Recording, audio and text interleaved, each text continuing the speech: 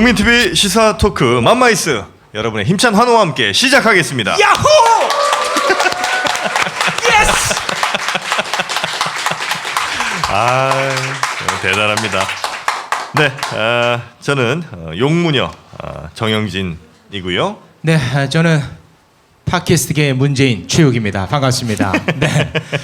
자, 요즘 이 정영진 씨나 저나 너무 악플에 시달리고 그리고 이제 저는 또 비염에 시달리다 보니까 네. 많이 힘듭니다. 그래서 이 스트레스를 노래방에 가서 풀 수가 없어요.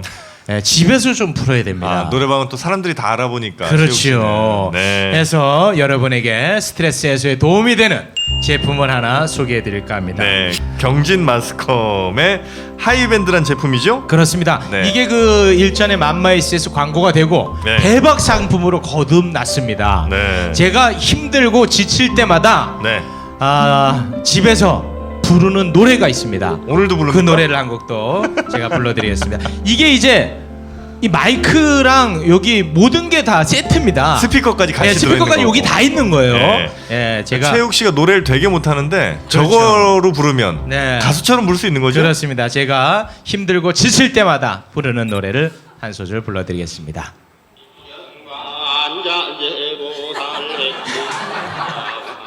최욱 씨. 할렐루야.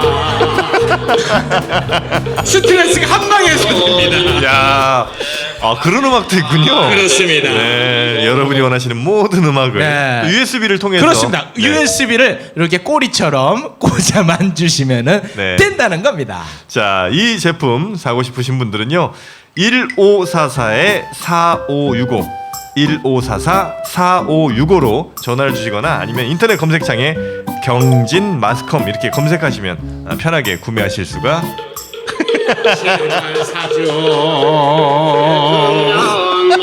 고맙습니다. 방송을 그렇게 열심히 해라. 뭐 광고를 이렇게 열심히 해. 오늘 오시는 게스트는요, 여러분이 정말 좋아하실 분인 것 같아요. 예, 그동안 뭐 여러분이 좋아하시는 분들 많이 나왔습니다만 오늘이야말로 또 아마 지난 김어준 편에 이어서 가장 화제가 될 에피소드가 아닐까 기대를 해봅니다. 네, 이분의 삶을 제가 잠깐 좀 살펴봤는데요. 네. 굉장히 드라마틱하시더라고요. 네, 이분의 삶의 이야기 네. 그리고 이 시대의 이야기를 함께 네. 좀 나눠보겠습니다. 삼겹살 매니아 명진 스님 모시겠습니다. 큰 박수로 환영합니다.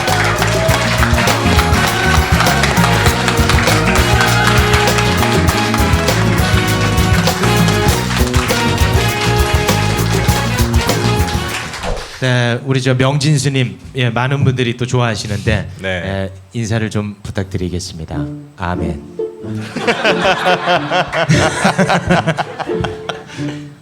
반갑습니다, 여러분들. 인사는 이제 방송 진행하면서 아, 그럴까요? 네, 네, 알겠습니다. 근데 그 스님은 지금도 이제 스님이신 건가요? 아니 그게 아니라 그 제가 이제 찾아봤더니 제적. 조계종에서 제적 당하셨던데 보통 우리가 이제 학교 같은 데서 제적당하는 걸 네. 생각했는데 어디 뭐 고기 먹다 걸리신 거예요? 아니면 이게 어떻게 된 사연인지도. 학생도 이제 뭐 범생이가 있고 네. 또 불량 학생이 있잖아요. 어느 집단이든지 절집안도 모범적인 스님이 있고 이제 불량 승려도 있습니다. 저는 비하하면은 좀 불량 승려입니다. 그러니까 불량 승려들은 절 뒷산에 가서 옛날에 고기도 거먹고 몰래 곡차도 술이라고 그러면 좀 그러니까 곡식으로 담은 차잖아요. 쌀로 만든 네. 곡차라고 그래서 술도 먹고 하는데 저는 중 되면서부터 바로 시작을 했습니다. 그래서 타고난 불량 승려라고 얘기합니다. 원래 그러면 술 드셨었어요 계속? 속과 세속이 중되기 전에 많이 먹었죠. 아니 이제 스님이 되신 다음에도 계속해서 저는 5살 때 저희 동네에서 수제 천재 나왔다고. 근데 저희 할아버지가 너무 애가 영리하고 똑똑하니까 저러면 명이 짧아진다. 그러니까 머리를 둔하게 만들어야 된다 해가지고 그 장기나 바둑 사랑방에서 이렇게 노시다가 어른들하고 있다가 이제 술 남은 게 있으면 그 밀주죠. 옛날에는 집에서 담은 거 거기다가 흑설탕 타가지고 달달하게 해서 저를 먹이는 바람에 5살 때요? 5살, 6살 때부터 술 먹고 취해서 대청마루에 쓰러지고 이랬으니까 주력은 오래된 거죠. 네. 아, 근데 뭐 옛날에 망공스님이나 경호스님이나 좀 초탈하신 도인 스님들은 이 먹고 안 먹고 뭐 이런 데 별로 그렇게 구애 안 받았습니다. 네. 정말 술도 안 먹고 거룩하고 뭐 모양도 그럴듯한데 안으로는 수악한 나쁜 놈이 있고 그런 말도 있습니다. 도살장에서 하루에 소를 10마리 잡고 돼지를 100마리 잡고 뭐 이렇게 잡는 그 백정도 도인이 있고 고봉정상 깊은 산중에서 떨어진 옷 입고 하루에 한 끼 먹어가면서 계율을 청정하게 지키는 속인도 있다. 속하니 이렇게 이런 얘기가 절집안에 있습니다. 그러니까 어떤 마음을 어떻게 쓰고 세상을 어떻게 보면서 연민할 것인가가 문제지. 뭘 안 먹느냐 먹느냐 차림새가 어떠냐 이런 것들이 과연 큰 문제일까 하는 생각이 들죠. 하긴 맞아요. 그로부터 좀 자유로워져야 돼. 네. 그러면 고깃집도 가보셨어요? 그럼요. 아, 가세요? 네. 스님 이 복장으로는 못 갔을 거 아닙니까? 그러니까 뭐 스님은 스스로는 자유롭지만 네. 사람들의 인식이란 건 있잖아요. 그래서 야, 뒤에서 막 수군대고 요즘에는 너무 얼굴이 팔려가지고 잘 못 가는데요. 그 전에는 그냥 가서 뻔뻔하게 먹습니다. 그래요? 누가 뭐라 그러면 네가 고깃값 내줄래? 아, 그러시구나. 그리고요. 그럴 바엔 차라리 교회 다니세요. 근데 그 고기라는 게요. 부처님 당시 때 부처님도 그냥 육식을 뭐 일부러 고기를 찾아서 뭐 고깃집 가서 구워는 안 드셨지만은 신도들이 이게 탁발을 하러 나가면은 네. 신도들이 주는 대로 다 받아 드셨습니다. 그래서 남방에 부처님 당시 때 계율이 그대로 살아 있는 네. 뭐 미얀마라든가 스리랑카, 태국 이런데 베트남 이런 데는 스님들이 아무 거 없이 그냥 고기를 먹습니다. 그리고 그 당시엔 담배가 없었기 때문에 개 율장에 담배 피지 말라는 게 안 나옵니다. 그러니까 진짜예요. 아니요, 남방의 스님들은 점심 먹고 나와서 나무 그늘에 앉아가지고 12~13살 먹은 사미들도 다 한 대씩 핍니다. 야, 그런 걸로 우리가 가치를 평가하거나 그런 그렇지, 것으로다가 뭐 저 사람의 어떤 입장 같은 걸 이렇게 바라본다는 건 조금 좀 너무 겉모양만 갖고 사람을 평가 아니냐는 생각이 맞아요. 들거든요. 스님들 말고도 스님보다 더 훌륭한 머리 기른 제가자들도 많습니다. 정말 맞아요. 지금 어떻게 보면은 뭐 절집안의 스님들은 정말 제도 불능의 그런 구원의 맞아. 대상자이고 제가해서 결혼해서 맞아요. 자식 낳고 매일 고기를 먹어도 맞아. 올바른 마음을 쓰면서 부처님 말씀에 대해서 가르침을 올바로 듣고 있는 그런 제가들 참 많습니다. 그러니까 예전에 그 뉴스 보면 스님들 그러니까 겉모습이 중요한 건 아니잖아요. 네. 그래서 뭐 포르쉐도 많이 타고 다니시고 아우디 Q7 뭐 이런 게 산에 다니기 좋다고 많이 타시더라고요 보니까. 물론 뭐 겉모양이 뭐 우리 문재인 대통령을 보더라도 모양이라는 게 이명박보다 훨씬 낫잖아요. 그 옛날부터 뭐 생긴 대로 논다, 꼴값 떤다. 꼴이라는 게 얼굴 생긴 꼴을 얘기하거든요. 네. 근데 그야말로 이명박은 꼴값을 떨었고 문재인 대통령은 참 생긴 대로 노시네 뭐 이런 얘기가 나올 수가 있죠. 생긴 모양을 무시는 못합니다. 그러나 모양에 떨어져서 치우쳐서 모양만 갖고 사람을 평가하는 것도 절대 안 되는 일이죠. 맞아요. 우리 스님의 그 언어는 그 굉장히 그 속세의 언어를 많이 사용하시네요. 성속이 따로 없죠. 지금 여기도 세속인데 그리고 또 절집안이 그 세속을 떠났다 하더라도 세속에서 갖다 주는 쌀, 밥, 음식, 돈이 아니면 뭐 먹고 삽니까? 그 세속 일이 내 일이고 절집안 일이고 절집안 일 역시 세속 일입니다. 왜냐하면 절집안에서 문화재 보수라든가 또 템플 스테이 할 때 와서 묵을 수 있도록 이런 비용이 전부 국민 세금으로 쓰여지고 있습니다. 그래서 절집안에서 저는 문 막아놓고 입장료 받는 것도 절대 반대고 그런 것들 때문에 많은 사람들한테 원성을 듣고 있거든요. 그래서 저는 그건 아주 잘못된. 요런 스님의 모습을 예전에 제가 그 소설 만다라인가요? 네, 만다라에서 딱 뵀어요. 그 주인공 이름은 뭐 정확히 기억은 안 나는데 지산 스님이라고 있습니다. 맞습니다. 만다라의 예. 주인공이. 그분이 딱 요런 모습이에요. 그러니까 속세와 뭐 이런 그 구분 없이 그냥 워낙 또 불교계가 많이 타락했던 모습을 좀 지켜보셔서 그런 거에 대한 반발심 뭐 이런 것도 좀 있으셨던 것 같고 지금 우리 불교계도 그렇게 좀 타락 혹은 좀 보기 좋지 않은 모습들이 많이 여전히 좀 남아 있습니까? 오늘 아마 언론사에 뭐 다 저기 보도 자료가 나간 걸로 알고 있습니다. 그러니까 우리나라 사회에 원로 되시는 분들이 네. 불교계의 적폐 그리고 아까 말씀하셨던 명진 스님 그러니까 우리의 법 명진을 제적한 불교계에 네. 뭐 묻고자 한다든가 뭐 이런 제목은 그런 것 같아요. 저는 자세히는 안 봤는데 1시 10분에 끝나면 앞마당으로 제가 가겠습니다. 가시면 저한테 말씀을 이번 결정은 잘못했다 하고 국민한테 사과를 하고 그 명진 스님의 신복을 다시 입혀드리는 그런 조촐한 절차를 가지기를 바랍니다. 민주주의와 통일을 위해서 애쓰셨던 명진 스님, 이 불교계의 어떤 상징적인 인물이 아니신가 이렇게 생각을 하는데 나와 생각이 다른 사람을 존중하는 또 믿음의 표현이 다른 사람을 존중하는 그러한 가치를 가진 것이 성숙한 인간, 성숙한 종교인이고 불교계에 책임 있는 분들의 바른 판단 다시 한번 촉구합니다. 저 때문에 물론 뭐 한승원 변호사님이나 아니면은 또 백낙청 선생님 같은 분들 정말 우리 사회에 대단한 지식인이면서 원로들이거든요. 그런 분들이 불교 때문에 성명서 기자회견을 발표하려고 한 자리에 모이신다는 게 남들이 볼 때는 저한테 대단한 위안이 되고 힘이 될지 모르지만 사실은 부끄럽고 창피하고 입이 10개라도 할 말이 없고 땅속으로 기어 들어가고 싶은 심정이죠. 절집안에는 정말 모든 욕심을 내려놓고 우리가 수행을 하기 위해서 네. 부모 형제를 다 두고 출가를 했는데 그 출가한 사람들의 행위가 잘못됐다. 이것이 이럴 수가 있느냐는 것 때문에 사회 각계각층의 원로들이 모여서 입장 천명을 한다는 것 자체가 그래서 정말 종교가 세상을 걱정해야지 되는데 세상이 종교를 걱정하는 이런 뒤집혀진 세상이 돼버렸다는 것이 참으로 그 가슴이 아픕니다. 네. 그 불교계 적폐 중에 가장 심각한 게 어떤 게 있습니까? 어느 집단이나 마찬가지입니다만 돈입니다. 돈이요?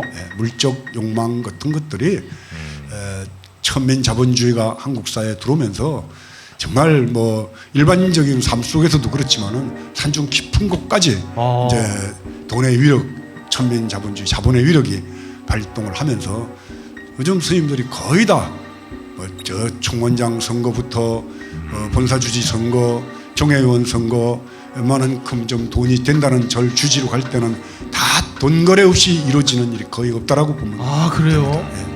그래서 그 문제에 대해서 지적을 하고 그 문제가 시정되어야 된다고 끝없이 얘기했던 저에게 이제 결국은 제적이라는 승복도 입고 못 다니게 돼 있습니다. 저희 그 정원 정법상으로 보면은 그러나 국가 헌법상으로는 이런 옷을 입거나 머리를 깎는 것을 국가법으로 제재할 수가 없도록 돼 있죠. 저도 그러니까 머리 깎고 이 옷을 입어도 되는 그럼, 거죠? 네, 그건 상관없습니다. 아, 뭐 스님은 아니지만 그렇게 해도 상관은 없는 거죠? 인물도 좋고 하니까 깎고 승복을 입으면 대부분 종종.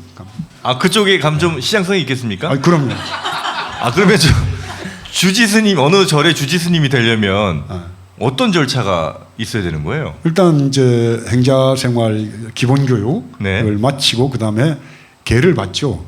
10계를 받습니다. 네. 살도, 음망주, 뭐 거기다가 높은 자리에 올라가지 말아라, 뭐 음악, 뭐 하여튼 옛날에 부처님 당시 때 거니까 지금 지키지 못할 것들 너무 많아요. 그런데도 불구하고 저희들은 그걸 받아서 능지랍니다. 그거 받을 때 네. 능히 지키겠는가? 그러면 네 하고 대답해야지 돼요. 네. 그렇게 해서 형식적으로 계를 받고 그러고 난 다음에 3년인가가 지나고 나면은 네. 비구계를 줍니다. 네. 그 이제 정식 그 스님이 되는 겁니다. 네. 비구 250개를 주는데 비구 250개는 거의 다 못 지킬 게예요. 그러니까 부처님 당시 때 사람들이 모여 살면서 생겼던 뭐 이런 딴 것까지 다 지적을 해놨거든. 네. 그러니까 어떻게 보면 아이고 세상에 부처님 진짜 골치 아팠겠다. 아니 그저 스님은 이렇게 얼핏 이렇게 좀 이야기를 나눠보고 또 제가 또 살펴보니까요. 그 스님이 되시기에는 조금 거리가 먼 어떤 성향이나 이제 그런 느낌이 좀 있는데 굳이 왜 또 스님이 되셨을까 궁금합니다. 그 등산 모임이 있습니다. 네. 정정 감독님하고 뭐 저 신학철 화백님도 있고 여러분들이 산을 다니는데 그 등산 모임의 카톡방 이름이 명진 스님을 대선 후보로였습니다. 네, 그분 제 얘기가 아니고 그분들 말씀에 의하면 세계를 보는 시야도 분명하고 목소리 좋고 인물 좋고 또 세상에 평등한 세상을 위해서 끝없이 애를 쓰는 종교의 불교라는 틀에 갇히지 않은 정말 자유로운 분, 영원히 자유로운 분 이런 분이 대선 후보가 되어야 된다. 이래서 제가 총원장 출마하고 대선 출마를 깊이 고민을 했었습니다. 아까도 잠깐 들어오면서 여러분들이 사진을 찍자고 그러는데 사실 머리 깎은 이 중이라는 인물이라는 게 머리 깎아놓으면 인물이 죽습니다. 근데 머리를 깎았는데도 이렇게 인물이 빛나는 사람이 참 드물어요. 좀 늦긴 했지만은 문재인 후보 다음에 대선 생각은 조금 하고 이제 어차피 제적도 됐고 그래서 스타일도 문재인 후보 목소리로 좀 바뀌기로 여러분들 안 그렇습니까? 아니 저 스님의 이 겸손이라는 미덕은 없나 봐요. 이게 정말 좀 최대한 겸손한 겁니다. 아 최대한 자제하신 거군요. 제가 뭐 약점이 있긴 있습니다. 너무 퍼펙트해서 흉을 못 본다는 거. 아니 근데 저 스님은 이렇게 속세로 완전히 떠나고 이제 또 스님이 되셨는데 유독 그 사회에 대한 목소리를 많이 내시고 관심이 높으시지 않습니까? 그 계기가 있었을 것 같은데요. 출가라는 게 그렇습니다. 삶과 죽음의 고통의 문제, 이별, 가차운 사람들과의 그러니까 저는 그런 얘기를 많이 합니다. 정말 고통, 나한테 다가오는 고통들이 있지 않습니까? 우리 삶 속에서 부모를 잃는다든가 그거 말고도 가난의 고통도 있고 뭐 이런 고통을 받다 보면은 왜 살아야 되나? 사는 게 뭔데? 이 지긋지긋한 인생을 그냥 포기해버릴까? 이런 생각 하게 됩니다. 고통스러울 때. 그러면서 그걸 견뎌나가는 거죠. 참기도 하고 끝없이 사유하고 그런 사유 속에서 전 사람이 변화가 오고 또 정말 다른 사람에 대한 타인의 고통에 대한 그런 공감 능력도 본인이 고통을 받아봐야지 된다고 생각합니다. 왜 살까? 뭘까? 어떻게 살까? 이런 생각이 끝없이 몰려오겠죠. 네. 그렇게 해서 출가한 사람들이 뭐 사회가 어떻게 돌아갔느냐 뭐냐 이런 데는 관심이 없게 돼 있어요. 네. 저도 역시 마찬가지였습니다. 네. 저도 일찍 참 무상하다는 걸 느끼고 도대체 왜 세상이 이렇게 고통스러울까? 차라리 죽을까? 그래서 초등학교 5학년 때 사실은 자살을 기도를 합니다. 뭐 자살 기도라고까지는 할 건 없지만은 한강물로 뛰어들어요. 저 마포 지금 대교 있는 데로 뛰어듭니다. 그 당시에는 여의도 백사장이었어요. 여의도가 군용 비행장이 있었고 백사장이 있었습니다. 그 모래 실어서 이제 나르는 배들이 오다가 이제 저를 구원해 준 일이 있었고 중학교 때 한번 또 약을 먹고 죽을 생각을 했었고 죽음의 고통.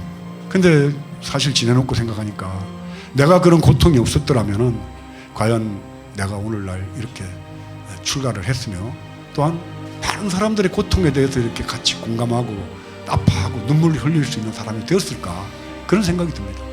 그래서 저는 가끔 가다가 엄청난 고통을 느끼는 사람들한테 나중에 돌이켜놓고 보면은 당신한테 왔던 그 고통이 당신의 인생 속에 숨겨져 있는 큰 축복일 수도 있다. 자기 고통을 못 느낀 사람들 대표적인 예로 이제 뭐 재벌의 아들들 모든 것이 다 만족하고 모든 것이 이루어지고 제 마음대로 할 수 있고 이런 사람들은 타인에 대한 고통 공감 능력이 없습니다. 힘들어요 그렇게 되기가. 그러니까 또 받들어주고 끝없이 공주 생활하고 어머니 총 맞아 죽고 아버지 총 맞아 죽은 503번에 대했던 기대가 저 사람은 그런 그 삶의 무한한 고통 때문에 이 땅에 있는 서민이나 많은 사람들에게 잘해줄 거라는 그런 기대를 다 했죠. 그런데 웬걸요. 그런 고통에 대한 자기 연민 속에서 타인에 대한 연민 공감 능력은 하나도 없고 대접받고 공주로 살았던 아무런 의식 없는 여자. 그러니까 생각이 없는 거예요. 박근혜는 내가 보기에는 불쌍한 여자예요.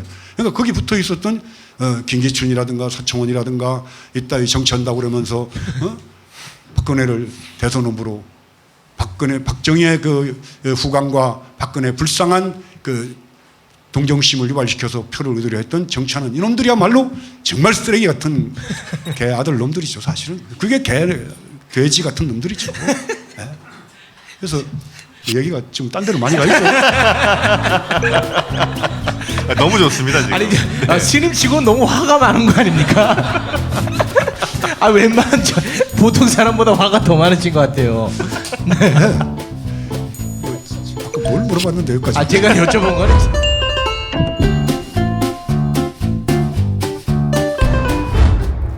술친구를 부탁해 박누리. 오창석입니다. 널브러져 있는 술병만 봐도 이미 둘 다 만취 상태네요. 남자, 초점이 흐려지기 시작하네요. 그런데 반면 여자는 끄덕도 없습니다. 이대로라면 여자보다 먼저 넉다운 될 것 같은데요. 자존심에 스크래치가 가지 않으려면 역시 술친굼이네요. 와 센스 미친 거 아니야? 술친굼을 먹어본 사람들은 다 알잖아요. 군뱅이, 헛개, 강황, 울금.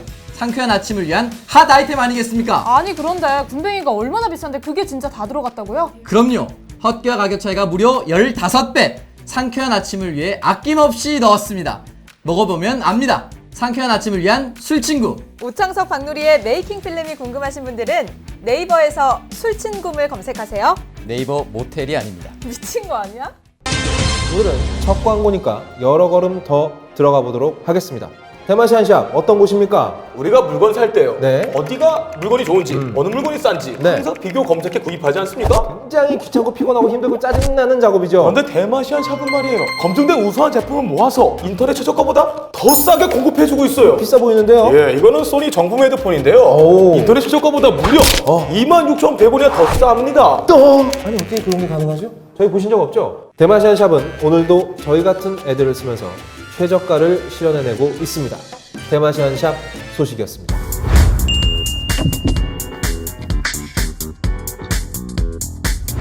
여러분께 정말 좋은 상품 더 좋은 가격에 드리고 있는 대마시안 샵도 소개를 좀 해드려야죠. 오늘은요 네. 주목할 만한 신상을 여러분께 소개를 해드릴 텐데요. 첫째는 영국 왕실이 로얄 워런트를 수여한 명품 칫솔인 켄트 칫솔을 판매를 합니다. 네, 이것만 사용하면은 네. 충치가 생기질 않습니다. 3,400여 개의 초극세 미세모가 부드럽고도 강력하게 여러분의 치아를 보호해드립니다. 그리고 두 번째는요. 켄트 칫솔이요. 네, 경북 영주의 네. 맛집 나들이 쫄면이 드디어 어렵사리 대마시안 샵에 입점이 됐습니다. 쫄면을 팔아요? 네, 이 굉장히 맛있거든요. 이거 한 번 먹으면 중독성이 또 있습니다. 쫄면계 니코틴이라고 불립니다. 굉장히 중독성이 강하고 아주 맛있습니다. 그래요. 마약 쫄면. 그 제품들이 그냥 우리가 일반적인 쇼핑몰 뭐 11번가 이런 데서 사는 제품이랑 좀 다르게 네. 굉장히 독특하고 여러분이 좋아하실 만한 제품들 엄선을 해서 아주 저렴한 가격에 판매를 하고 있다는 거죠. 네, 완벽히 거품을 걷어냈습니다. 네, 여러분의 모든 취향을 저격하는 대마시안 샵 매주 새로운 이벤트로 찾아오고 있습니다. 인터넷 검색창에 대마시안 샵 이렇게 검색하시면 되겠습니다. 그래서 아까 뭘 물어봤는데 여기까지. 제가 여쭤본 거는 이제 뭐 답은 다 나온 것 같아요. 네, 사회에 관심이 어떻게 해서 이렇게 많이 저는 생기는지. 그렇게 살다가 광주 그 항쟁에 대한 비디오를 85년도에 그때 막 83년도에 김영삼 대통령이 그때 뭐 야당으로 있으면서 단식 23일을 합니다. 그러면서 그 전까지만 해도 광주란 말을 못 썼어요 신문에. 그 뒤에 광주라는 말이 표면으로 떠오릅니다. 그리고 나서 광주의 진실들이 조금씩 밝혀지면서 독일의 어느 분이 찍어갔던 비디오가 들어오는데 비디오가 학생운동권으로 어디로 이렇게 쫙 노동운동판으로 돌기 시작을 하죠. 그 테이프가 해인사 살고 있을 때 제가 그러니까 34살 때죠. 해인사에 들어오면서 그 비디오를 보게 됐죠. 그리고 광주 항쟁과 또 인천 5.3 사태로 수배됐던 수배자들이 해인사로 숨어 들어옵니다. 그분들하고 교류를 하게 되죠. 근데 그분들한테 얘기를 들어보니까 내가 좀 잘못 살고 있는 거 아닌가? 이 세상에서 저렇게 억울하게 사람들이 죽었는데 저 문제를 우리 출가한 사람들이 모른 체 한다는 게 과연 맞는 건가? 이런 고민 같은 데 쌓이게 됩니다. 그 재벌 이야기가 나왔을 때 이제 화가 좀 치밀어 오르셨는데 제가 알기로는 그 이재용 부회장과의 또 인연이 있는 걸로 제가 얘기를 들었거든요. 저 이재용 부회장뿐만 아니라 박근혜 대통령하고도 개인적인 인연이 있고. 만나신 적 있으세요? 예? 예, 그럼요. 그래요? 아니, 만나기도 했고 다 연말 되면 꼭 안부 인사 묻고 그랬습니다. 예, 그리고 어떻게 박근혜가 그 보통 분이 아니다, 정말 대단한 분이다 이래가지고 한나라당 의원들이 저한테 공천도 받으러 왔었어요. 오 그래요? 그 어떤 인연이 그렇게? 한나라당 의원들이 스님한테 공천을 받으러 왔다고요? 그거 이 자리에서 다 얘기하면 안 되고 다음에 출연료를 많이 줘야지 하겠습니다. 그걸 홀라당 당하면 나 뭐 가지고 장사를 했고 조계종에서 제적돼가지고 신도도 다 떨어지고 먹고 살 일이 없는데 아니 너무 많은 거 하려고 그러지 말아요. 야 스님이 출연료 협상을 다 이렇게 해주시네. 와. 숨은 비사가 굉장히 많습니다. 알겠습니다. 뭐 그건 뭐 여튼 뭐 그런데 그 박근혜 전 대통령은 이제 아마 절에서 만나신 거죠, 그죠? 뭐 봉은사나 뭐 이런 데서 아마 만나셨을 것 같고. 그 질문 순서대로 물으세요. 아니 지금 너무 많은 갑자기 너무 흥미로운 얘기를 던져주셔가지고 다른 질문은 다 이제 의미가 없어졌거든요. 예. 그것만 좀 알려주시면 안 되겠습니까? 어떤 인연? 저 이거 제일 큰 장사 모가치인데 별로 발설도 한 적이 없고. 그러니까 이게 일단은 저 삼성동에 박근혜 전 대통령 그 사택이 있었으니까 거기랑 이제 봉은사랑 가깝잖아요. 가까워서 아마 종종 거기 가셨던 것 같고. 그렇게 오해하는 스님이 이제 거기 이제 주지로 계셨던. 네, 4년 동안 네. 주지라고 네. 있었죠. 그럼 이제 귀중한 손님 오셨으니까 안쪽으로 이제 모셨을 거고 거기서 이제 그 좋은 말씀. 박근혜는 누굴 찾아다니거나 누구한테 전화를 하거나 하는 사람 아니에요. 예, 그 독특한 성격의 소유자죠. 예. 어쨌든 또 진행을 한번 해봅시다. 아니 진행이 아니라 그 말을 자꾸 그래 끊지 마시고요. 뭐 기다리고 있는데 다들. 강남에 봉은사라는 데가요. 네. 보수성이 굉장히 강합니다. 네. 거의 다 한나라당 뭐 사람들이라고 봐야죠. 네. 그리고 한 다리만 건너면은 뭐 전부 한나라당 국회의원이라든가 정부 기관의 국장급 이상이라든가 판검사하고 연결이 안 되는 사람이 없어요. 네. 강남 특히 봉은사 특히 더 심하죠. 거기서 들어가면서 바로 뭐 좌파가 왔다, 뭐 깡패라더라, 감옥도 갔다 왔다더라, 각종 이제 소문들이 퍼졌겠죠. 네네네. 그래서 이제 제가 들어가서 천일 기도도 시작을 했고 재산 공개도 했고, 그러니까 정말 그 신도 강남 신도들이 정말 반할 만한 개혁적 조치를 들어가면서 바로 시행을 한 거예요. 재산 공개도 합니까? 재산 공개도 했죠. 거기서. 스님이요? 예. 아니 그 절에 들어오는 모든 재산을 완전 절에 들어오는 오픈시켜놓는다. 재산을. 그것도 쉽지 않았어요. 조계종에서는 뭐 아주 희귀한 일이었죠. 강남 봉은사가 또 대단한 부유한 사찰이었고, 그런 절을 들어가려면은 지금 임명하는 지금 자성 총무원장 같은 원장한테 엄청나게 상납을 해야지 돼요. 근데 저는 내 평생 살면서 자리를 얻기 하거나 뭘 구하기 위해서 누구한테 머리를 숙여 본 적도 없고, 네. 그러니까 뭐 돈 한 푼이라도 갖다 줬겠어요? 돈을 받고 내가 가면 가지. 예. 그래서 거기서는 야당 뭐 이런 얘기 못 합니다. 예. 그런 얘기하면 대부분 신도들한테 항의가 들어오고 그러죠. 네. 예. 근데 그때 한나라당 경선 때 이명박하고 박근혜하고 경선을 했잖아요. 아까도 잠깐 말씀을 드렸습니다만은 네. 이명박 씨는 검증이 됐잖아요. 정과 14범짜리 사기꾼, 토목공사 해가지고 이리저리 많이 뛰어쳐먹은 놈, 뭐 이런 식으로 검증이 된 놈이라. 네네네. 또 하나셨다. 또 하나셨어. 또 하나셨다고. 네. 그러니까 박근혜는 검증이 안 됐잖아요. 네.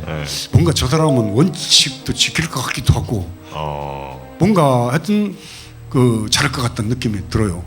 그러니까 제가 공사석 간에 여기 그래도 그냥 박근혜가 좀 안 낫겠나 그런 생각을 해서 몇 번 그런 얘기를 했어요. 그래도 박근혜가 좀 되는 게 낫겠다. 공식적으로요? 네? 공식적인 자리에서? 공식적인 자리에서는 별로 안 그런 것 같아요. 법회 때 한번 그런 것 같기도 법회 때 하고. 한번 하셨고. 근데 강남의 신도들이라는 게 보면 한 발만 건너면 박사모 오고 뭐 다 그래요. 그러니까 그 말이 박근혜 후보한테로 귀에 들어갔구나. 2007년 대선 때 이제 8월 15일 중순쯤인데 날씨가 엄청 더웠어요. 방에 앉아 있는데 전화가 들어와요. 그 전화를 받으니까 봉은사 주지 명진 스님이시죠? 그런데 많이 듣던 목소리예요. 네, 누구세요? 그러니까는 저는 한나라당 대통령 후보로 나온 박근혜입니다. 오, 야 재밌다. 네. 물론 목소리 들으니까 딱 박근혜 목소리 같아요. 네. 와. 그래서 근데 여러분들도 잠깐 봐서 알겠지만 제가 아이고 그러십니까? 이럴 사람은 아니잖아요. 목소리는 박근혜하고 똑같은데 박근혜가 나한테 왜 전화를 해? 누구냐? 이랬다 이제. 아 진짜요? 반말을요? 반말을 하셨다고요? 스님 저 정말 한나라당 후보 박근혜가 맞습니다. 그래서 아니 그거 저 박근혜가 왜 나한테 전화를 하냐고 목소리는 똑같은데 누구야? 솔직히 이름을 얘기를 해봐. 그러니까 스님 정말 저는 박근혜가 맞습니다. 더 하면 울 것 같더라고.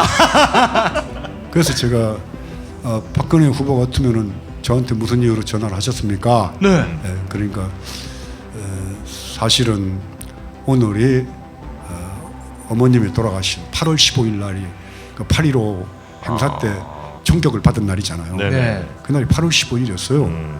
그래서 어머님 묘에 들렸다가 나오는데 어머님 저는 불자는 아닙니다. 근데 어머님이 독실한 불자였었습니다. 그래서 스님께서 저를 응원하신다는 그런 말씀을 들으셨으면 틀림없이 어머님이 고맙다라고 전화를 했을 것 같아서 제가 어머님 대신 전화를 올립니다. 스님 고맙습니다. 그렇게 전화가 왔어요. 그래서 그때만 하더라도 박근혜 대통령이 저렇게 멍청하고 정말 생각이 없는 문외인인 줄을 몰랐죠. 그래서 그 말도 또박또박 잘하고 그래서 조선왕조 500년 또 근대사 속에서 이 남자란 인간들이 전부 다 나라를 망쳐놨습니다. 이제 어머님의 따뜻한 그런 모성애로다가 국민들을 보호해줄 여성 대통령 나올 때도 됐죠. 그 여성 대통령 돼가지고 한번 찾아오십시오. 꼭 찾아뵙겠습니다. 근데 경선에서 떨어졌잖아요. 네? 저는 이명박은 근본부터 싫어했어요. 그 후보 때부터 당선자 때부터 했던 법회 속상에서 계속 이제 그리고 그해 5월 달인가가 법의 날이었었어요. 네. 법의 날 그 코엑스 봉은사 바로 앞에서 전국에 있는 검사장급, 부장 판사급 다 모으면 한 2, 3천 명 됩니다. 모아놓고 대통령이 와서 한국 대한민국의 법을 집행하거나 하는 사람들한테 이제 법의 날 치사합니다. MB가 직접 와서요. MB가 직접 오죠. 네. 그 MB가 온다는 걸 알죠. 우리는 또. 네. 그 이번에 이명박 오는 모양인데 그냥 넘어가면 안 된다. 에드벌룬 하나 띄우자. 에드벌룬을 만든다. 왜냐하면 에드벌룬을 띄워야지 코엑스 2층에서 보이니까 이명박 대통령은 법을 지키십시오. 진짜요? 이런 에드벌룬을 띄우는 거예요. 봉은사에서요? 네. 오. 그러니까 얼마나 미웠겠어요. 와. 에드벌룬 띄워놓으니까 그 당시에 법무부 장관이 김경환이었습니다. 김경환 법무부 장관이 거기로 온 거예요. 저게 뭔가 해가지고. 근데 강남경찰서 그 봉은사 담당하는 정보과 형사가 그냥 모른 척하고 넘어가야지. 건드리면 더 큰일 사고 납니다. 그래서 그걸 단체로다가 법의 날 행사를 치렀죠.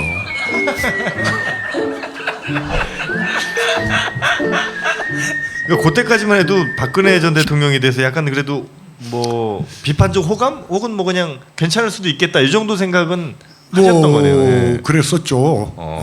그리고 나서 한 1년 정도 있다가 MB하고 막 치열한 혈투죠, 사실은. 네네네. 저는 국가 권력이라는 게 그렇게 대단할 거라는 거 몰랐어요. 저는 천일 기도한다고 밖에 안 나가니까 뒤집 잡을 게 없어요. 예? 네. 제가한테 무슨 허물이, 제 통장, 제 전화 다 도청, 그러니까 국정원에 저에 대한 전담팀이 있었다라고 제가 알고 있습니다. 와. 어떻게 빨리 내쫓느냐, 저거를. 뭐 노무현 대통령 그 서거 하셨을 때는 바로 현장에 가서 제가 그 노무현 대통령 연결식을 불교식으로 제가 했지 않습니까? 그걸 못 보신 분들 많은데 들어가서 노무현 대통령 연결식 명진스님 치면은 동영상에 올라옵니다. 그 동영상을 보고도 저에 대한 존경심이 안 생긴다든가 저에 대해서 대단한 분이구나 이런 생각이 안 든다면은 정말 축생 같은 사람이라고 저는 생각합니다. 아 스님이 웃기시려고 이러는 거죠? 아니에요. 저 본래 이렇게 법회도 이렇게 합니다. 그러니까 얼마나 그 신도들이 하루 종일 재밌고 즐겁고 아유 우리 스님 자기 자랑은 카트라인이 없어 이러고 갑니다.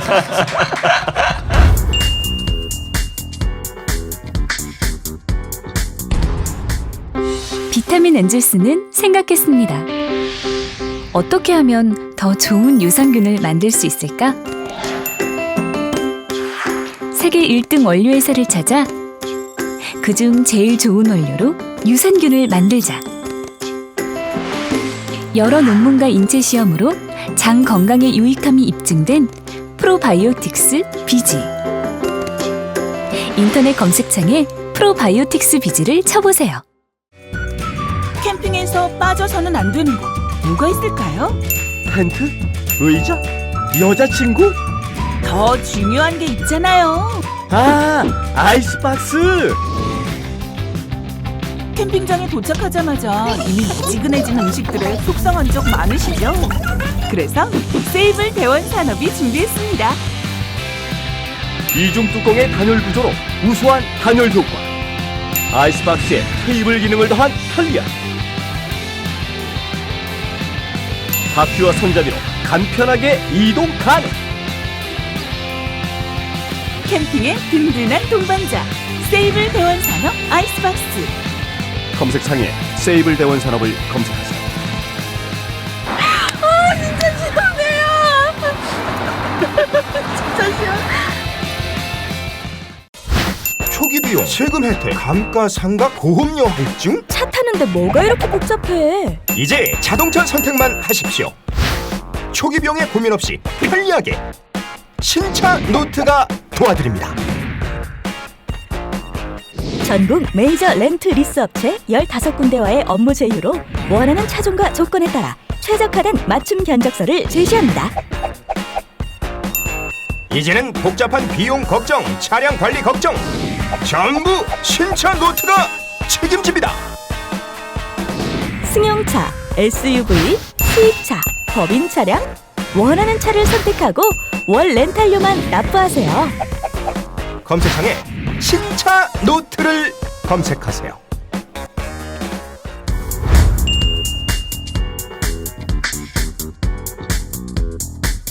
남자의 활력 메가셀.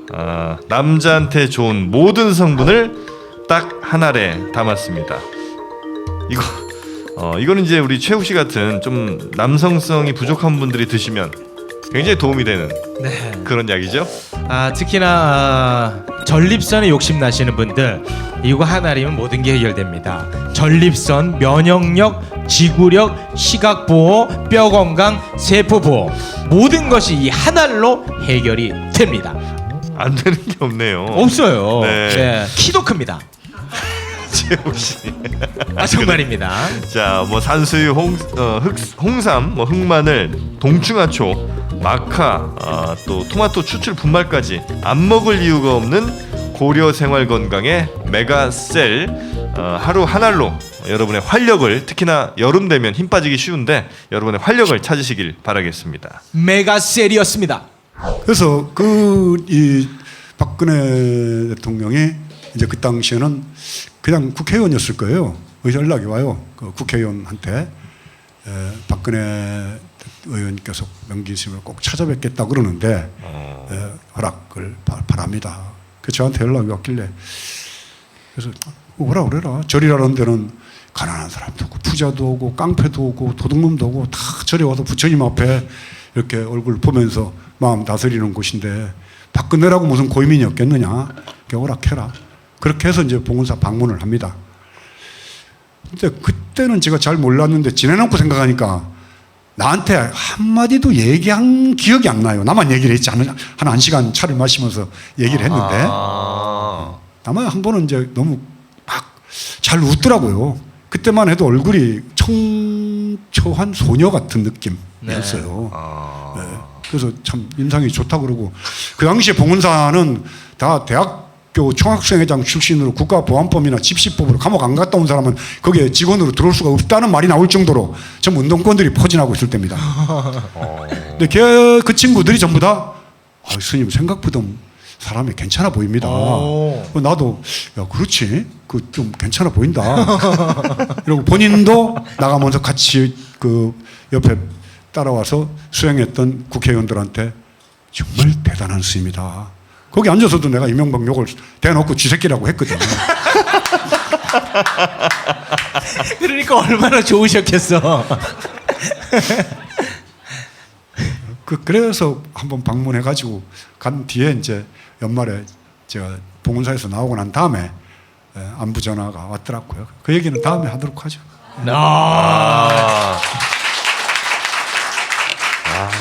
그 얘기는 좀 해주셔야 돼. 그 이재용 부회장. 이 얘기는 꼭 좀 해주셔야 됩니다. 이거는 다음에. 다음에. 이 얘기도 아주 사연이 굉장히 길어요. 그렇습니까? 네.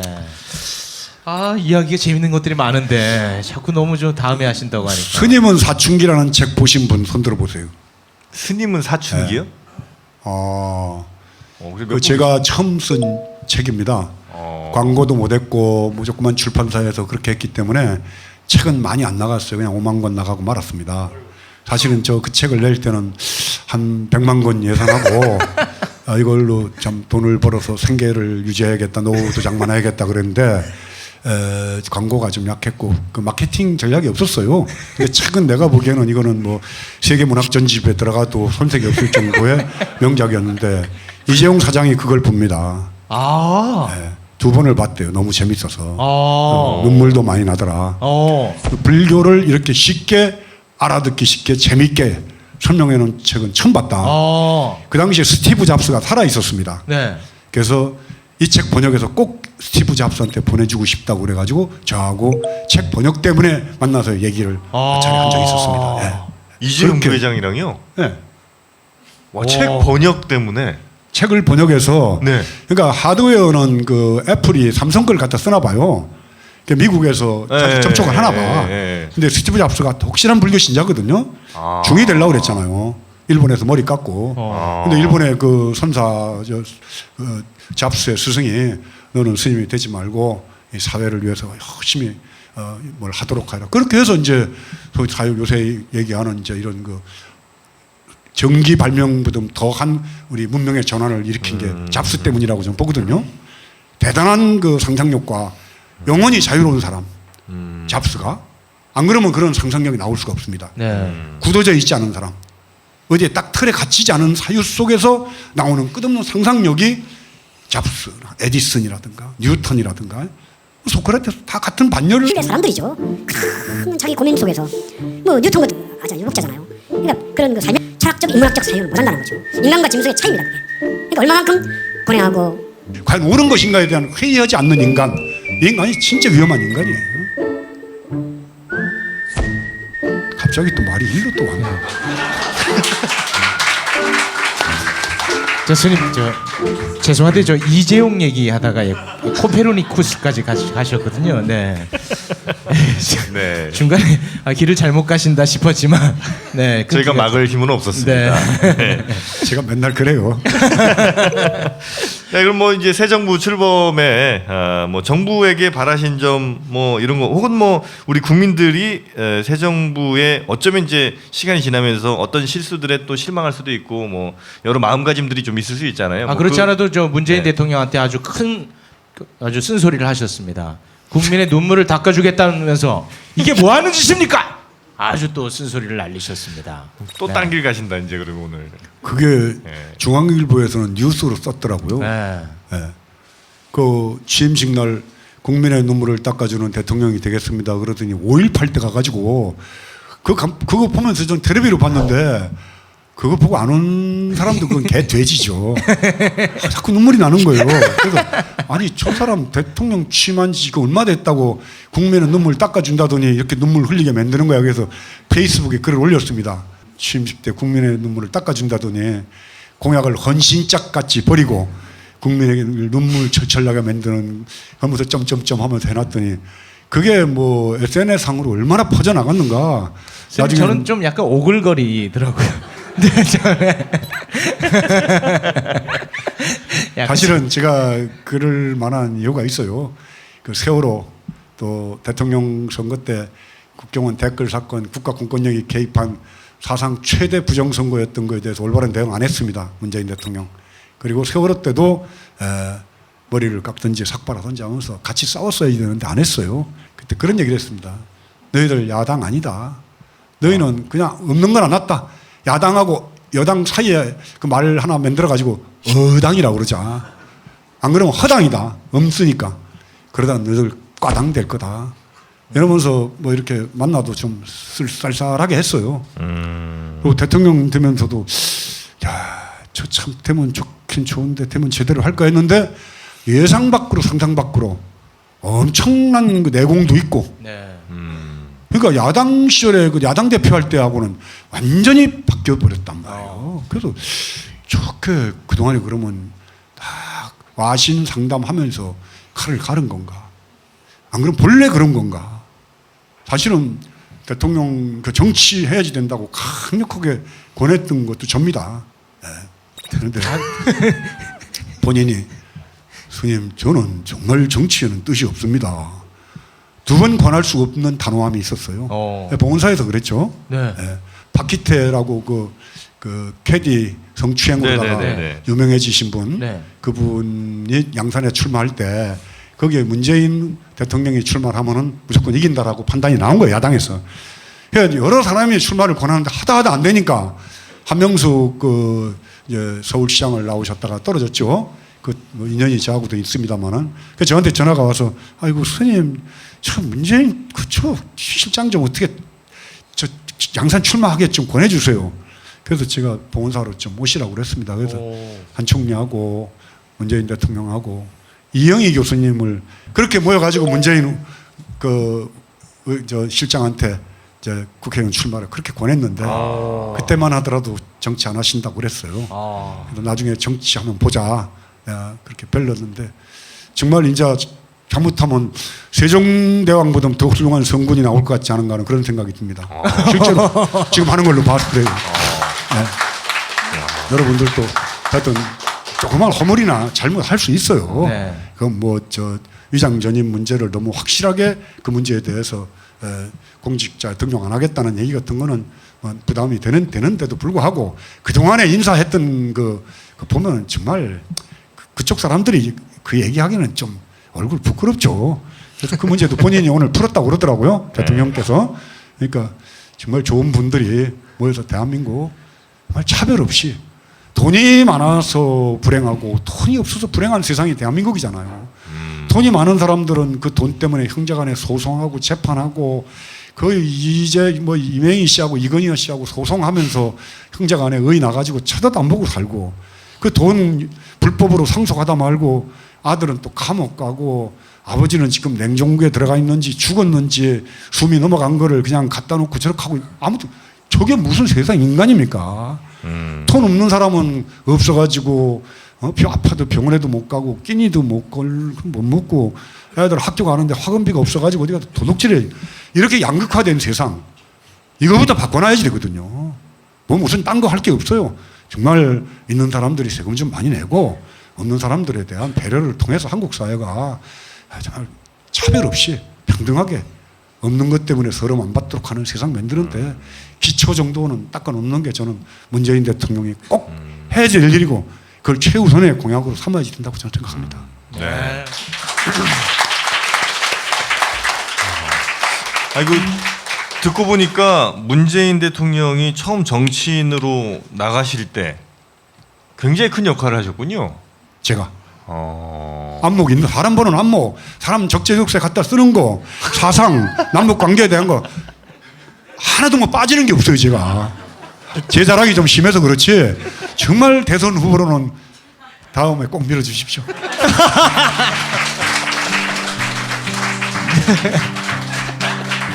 네, 그 안목 말씀을 하셔서 그런데 박근혜 대통령도 지지. 네, 뭐 말을 좀 흐리겠습니다, 제가. 네. 그 원숭이도 나무에서 떨어질 것 같아요. 네, 오늘 저희가 스님 모시고 사실은 듣고 싶은 얘기가 더 많긴 한데 지금 우리 또 시간도 있고 하니까 우리 스님 또 가셔야 될 시간이기도 해서 저희가 그럼 다음에 한번 또 모시는 조건으로 오늘은 좀 일찍 보내드리는 게 어떨까? 아, 너무 아쉽네요, 개인적으로. 네. 네, 진짜 제가 좀 이렇게 준비하고 듣고 싶은 얘기는 하나도 못 들은 것 같아요. 아, 그래요? 물론 오늘도 이제 굉장히 즐겁고 네. 유익했습니다만. 나도 하고 싶은 얘기는 하나도 못했어요. 아니, 오늘 충분히 하셨어요. 네. 자, 그러면 머지않은 날에 우리 스님 다시 한번 모시기를 우리 관객분들이 큰 박수로 약속을 해주시면 좋을 것 같습니다. 네, 스님 사랑합니다.